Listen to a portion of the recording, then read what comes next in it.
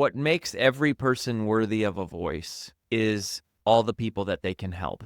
Mm. We're not in this for a game of vanity, Mm-hmm. but we're very much committed to this game for the betterment of humanity. Mm-hmm. And the people that we work with are the people who realize my message matters not for me, Yeah. but my message matters for the people that I'm trying to reach. And I think some people, frankly, hide behind humility, and what their humility is really just fear masquerading as humility. Yeah. They're afraid that they won't succeed. They're afraid people will think they're stupid. They're afraid that people will say you're a copycat or someone else. Who do you think you are?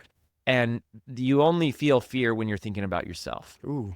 There is no fear when the mission to serve is clear. Yeah. That's one of our big BBG mantras. Like, I mean, if you, and this is like all types of fear, right? Like, if you go, when you, let's say you're driving down the street and there's a car that's turned over, Mm-hmm. right? And you hear somebody yelling, you run over. You're not thinking about how does my hair look? Like, Yeah. is my outfit Yeah. cute? Like, does Yeah. my Yeah. breath stink? Like, Yeah. you're not worried about it because you're going to help somebody. Yeah. All of us, we the way we like to say it is we say your highest value is when you're being your highest value to others. And there's a magical part of that when your skills and talents are being used to help somebody else, Yeah. you perform in a way that we believe is divine. We believe this is part of your divine identity, that this is the design of your life, that every problem you've gone through, Mm-hmm. every heartbreak, every setback, every struggle, every challenge really didn't have anything to do with you. It had everything to do with making you into the person you needed to be so that Yeah. one day you could reach back and help somebody else. And, of course, the flagship, I think I showed you this. So, one of our flagship mantras, we printed it on the covers like a little Easter egg. You are most powerfully positioned to serve the person you once were. Mm-hmm. And so we And put all the variations of that person. totally. Yeah. Totally. And I think when people hear personal branding, sometimes they equate it to like, oh, ego, arrogance, celebrity, like self-centeredness. That's not it at all. I mean, that's not how we do it. Like, to us, your personal brand is not about you. It is 100% about the person that you're here to serve. And the reason that you're worthy is not because you're worthy, it's because someone else is worthy. Yes. And because that person is worthy, it makes your message really important. Yeah.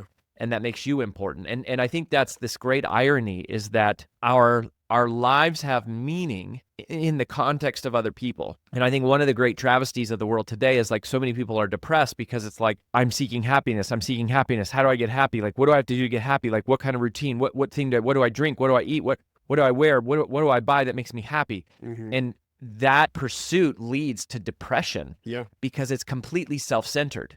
Kind of our philosophy on this is like, don't pursue happiness, pursue service, and happiness shows up as a byproduct. Yeah. Like, you pursue service and purpose shows up as a byproduct, because when I'm helping somebody, there's nothing like the feeling you get when you help somebody. Yeah, absolutely. And you realize, and you get to experience this visceral taste of, wow, my life matters. Not because I'm important, but because I did something to help somebody. And that's what personal branding should be about. Yeah. I don't think that's what the early wave of social media has been. Yeah. But it is the people who are winning and making real money and making a lasting impact are not just people who are going viral once or writing the algorithm for a few months. It's mission-driven messengers who are dialed in that their worth is inherent because of their desire to serve. Dude, I'm really glad you said all that. And I'll tell you why, because I have personally have a love-hate relationship with the marketplace. And if you're going to step into a role of influence, doesn't mean necessarily you mean an influencer or a thought leader or a personal brand. Like, it's like if you have a voice that's influential to other people, right? To me, there's a responsibility with that. And at least for me, part of the difficulties that I faced in trying to break through the noise was, I call it the degradation of trust. You kind of alluded to it. The early wave, it's like, they built audiences and things of that nature, and then maybe didn't really have the heart of service, maybe didn't really do it authentically, maybe hurt some people along the way, whether intentional or accidental, maybe in that selfish capacity. And as a result, you have this wave of the guru versus now what I'm seeing the economy shift to, which is the guide. Mm. Right. And these guides are not self-centered. These guys are selfless in that they want to train and help. What would you say to the marketplace that has, at least in today's times, there's been a little bit of, trust lost with a lot of various levels of thought leadership and things of that nature. And, I think people do want to hear from people that have had this, a similar experience early on, serving the person you used to be and things of that nature. How do we rebuild trust as a personal brand because, a lot of our listeners are aspiring entrepreneurs or early stage entrepreneurs, mid stage, like they haven't quite broken through the 7-figure ceiling. You and I both know you guys did an amazing study not that long ago that kind of proves the point of how powerful personal branding is, but they're also like, well, I don't want to be like that guy or that woman or that person, or I'm just curious, how do we handle the trust? Well, the first thing that I would say is, when people hear about Brand Builders Group and personal branding, they immediately think like online marketing or social media or podcasts, because we work with a lot of the biggest podcasters in the world, and we work with a lot of the most well-known speakers in the world and things like that. But what we have to tell people is don't think of personal branding as online, really. We define personal branding as the digitization of reputation. All this is this isn't a new concept. It's an old concept. It's really reputation, and reputation is about trust. And I would say yes, I think there's been a lot of people who've been taken advantage of and burned by people online who just want to get their hands in their pockets. But that happens every day offline too. That's true. It happens every day and in every industry, every geography. And what I would say is you can take advantage of people once, maybe twice, but if you have any type of vision for a sustainable business or brand or money-making machine, you can't continue. You can't scale garbage. Yeah. Right. Like you can take advantage of somebody once, but they're not going to refer their friends. They're not going to come back again. And repeat business and referrals and recommendations and endorsements is all of business. And that hasn't changed. It's just multiplied. It's exponential now because we live in such an online world.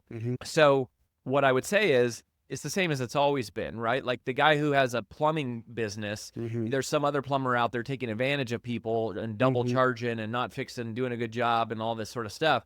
Well, at first it may look like he's winning, but over the course of time, all that business eventually migrates to you. Yeah. And so I think my encouragement would be think longer term. But my encouragement is you got to remind yourself that if you're a mission-driven messenger, you're not trying to go viral for a moment. You're not trying to be famous for 15 minutes. You're trying to make a lasting impact in the world. Yeah. That takes time. Yeah. And if you do it right, it will last a long time. It's not, we're not the people who look for hacks, right? Yeah. We're not looking for tricks and gimmicks and, how do I find a trending audio or a secret hashtag?